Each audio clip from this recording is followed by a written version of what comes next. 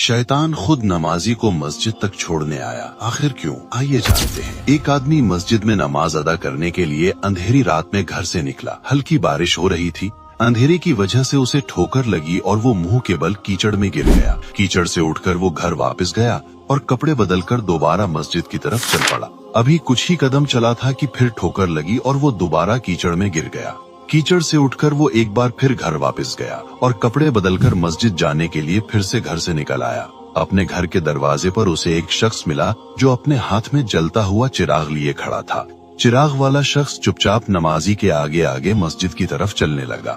इस बार चिराग की रोशनी में नमाजी को मस्जिद तक पहुंचने में किसी परेशानी का सामना नहीं करना पड़ा। मस्जिद के दरवाजे पर पहुंचकर चिराग वाला शख्स रुक गया। नमाजी मस्जिद में दाखिल हो गया और नमाज अदा करने लगा। नमाज से फारिग होकर जब वो मस्जिद से बाहर आया तो उसने देखा चिराग वाला शख्स उसका इंतजार कर रहा है ताकि उसे फिर से चिराग की रोशनी में घर तक छोड़ाए। जब नमाजी घर पहुंच गया तो उसने उस अजनबी से पूछा, आप कौन हैं? अजनबी बोला, सच बताऊं तो मैं इब्लीस हूँ। नमाजी हैरान हो गया। उसने पूछा, तुझे तो मेरी नमाज रह जाने पर खुश होना चाहिए था, फिर तू चिराग की रोशनी में मुझे मस्जिद तक क्यों लाया? इब्लीस ने जवाब दिया, जब तुझे पहली ठोकर लगी तो अल्लाह ने तेरी उम्र भर के गुनाह माफ फरमा दिए। जब दूसरी ठोकर लगी तो तेरे सारे खानदान को बख्श दिया।